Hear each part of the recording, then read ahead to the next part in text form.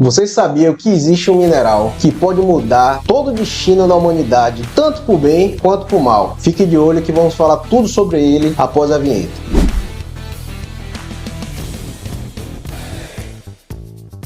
Bem-vindo ao Mercado Geológico, meu nome é Jonas Neto e hoje vamos falar sobre urânio, mais precisamente sobre o enriquecimento do urânio e como se fazer um artefato nuclear. Nós estamos num momento muito tenso na geopolítica mundial e esse tema ele está sendo bastante divulgado por influenciadores, cientistas e existem muitas informações desencontradas e até conspiratórias sobre a utilização do urânio e como se fazer um artefato nuclear. Então, para me ajudar hoje, eu vou chamar aqui o editor. E aí, editor, tudo bom? Tudo bom, Jonas? Tô aqui de novo para ajudar a gente a fazer o vídeo aqui. E para começar, falar para você aí, abrir o jogo pra gente. O que é urânio e por que ele tá sendo tão falado? Por que ele é tão especial? Porque o urânio, ele é um elemento radioativo e que pode se desencadear uma reação em cadeia que gera uma quantidade de energia absurda que pode ser utilizada tanto para fins civil, né, em usinas nucleares, e isso pode mudar totalmente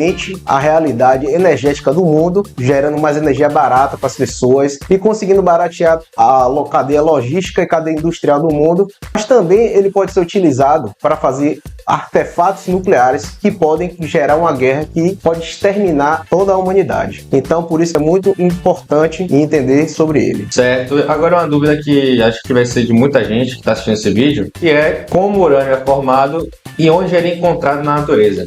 Bem, existem basicamente dois tipos de depósitos de urânio. Tem uns depósitos de urânio que estão associados a granitos e pegmatitos, que eles são formados a partir da cristalização fracionada do magma rico em urânio. E também existem outros tipos de depósitos de urânio, que são depósitos sedimentares. Aqui no Brasil, o depósito mais conhecido é o depósito de Caetité, Lagoa Real, que é um depósito que é granítico, na verdade são albititos e pegmatitos juntos com ele. E o mineral principal na extração de urânio é o uraninita. Além do Brasil, quais são os maiores players do mundo em relação a reservas e produção do urânio? Então, os maiores players do mundo são a Austrália, em primeiro lugar, com mais de 30% da produção mundial, o Cazaquistão, o Brasil, como dito anteriormente, Níger e o Canadá, e também a Rússia. Eu vi você falar aí de alguns países, mas eu não vi você comentar sobre o Irã. É, aí que tá a coisa, né?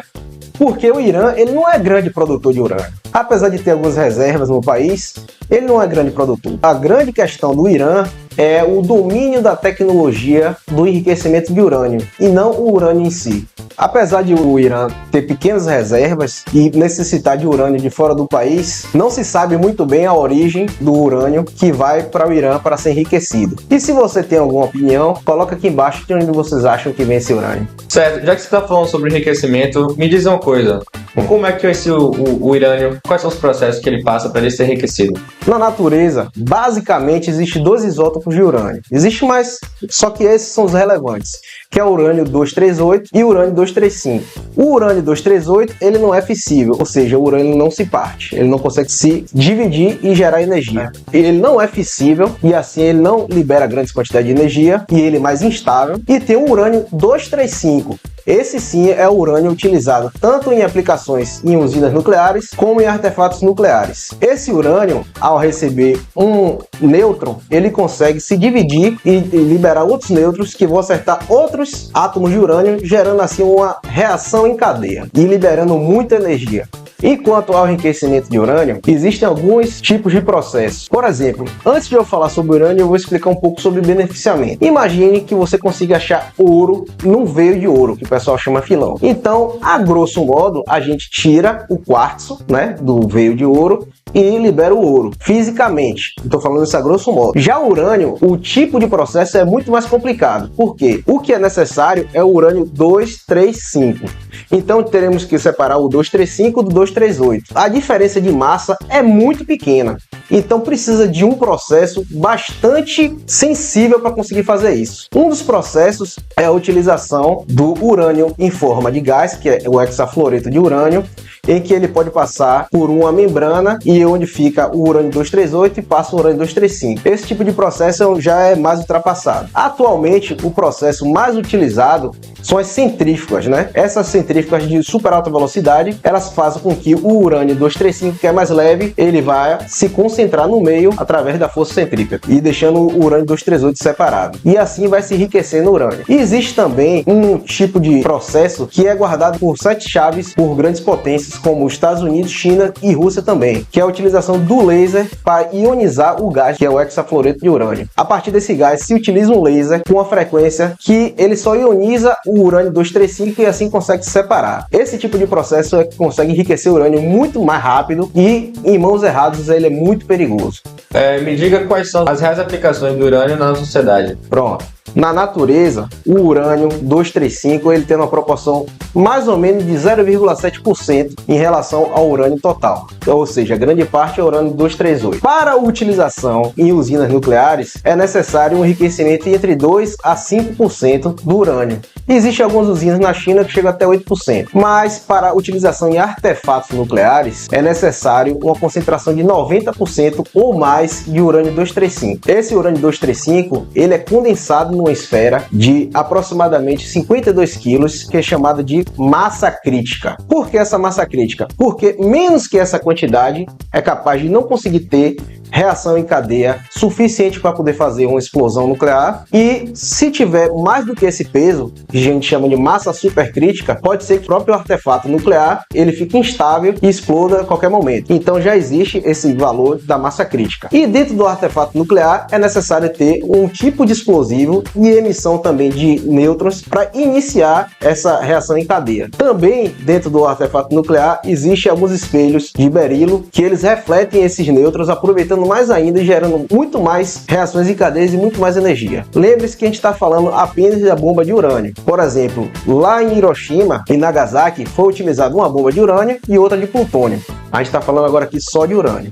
Recentemente a gente tem visto algumas notícias, principalmente sobre o conflito de Israel e Irã, com os riscos dessa tensão resultarem numa guerra de novo com proporções mundiais, só que dessa vez uma guerra nuclear. Existem narrativas dentro desse contexto geopolítico em que o Irã já está prestes a conseguir um enriquecimento para utilização em um artefato nuclear e assim deter armas nucleares que podem ser utilizadas para ameaçar algum outro país ou então mesmo para sua soberania. Isso é muito controverso em relação aos países do mundo. Por exemplo, Israel, ele não quer um Irã nuclear. Um dos motes do Irã é que não deve existir o Estado de Israel. Então, por isso que tem toda essa agressividade e não existir mais o programa nuclear iraniano a partir de Israel. Outros países também da região, que por acaso parecem ser próximos ao Irã, também não querem que o Irã seja nuclear. Por exemplo, a China não tem interesse nenhum de um Irã nuclear e até mesmo a Rússia acha que, por ser um parceiro momentâneo, futuramente pode ser um grande problema. E existem notícias que são meio que boatos, que a tecnologia de enriquecimento do urânio do Irã, ela tem de origem do Paquistão, que também forneceu essa tecnologia para a Coreia do Norte. Diferente de muitas pessoas que pensam que o programa nuclear da Coreia do Norte teve a origem da China. Não, a China nem queria isso. O programa nuclear da Coreia do Norte veio do Paquistão e existe também essa linha de pensamento, essa teoria que quem fornece essas centrífugas, essa tecnologia para o Irã é o Paquistão. E bem, pessoal, se vocês acreditam que exista algum tipo de contrabando de urânio aqui no Brasil, vocês acham que existe essa possibilidade, comenta aqui embaixo. E não se esquece do CCC. Curta, compartilhe e comente sobre novos temas e sobre esse tema aqui embaixo. Valeu!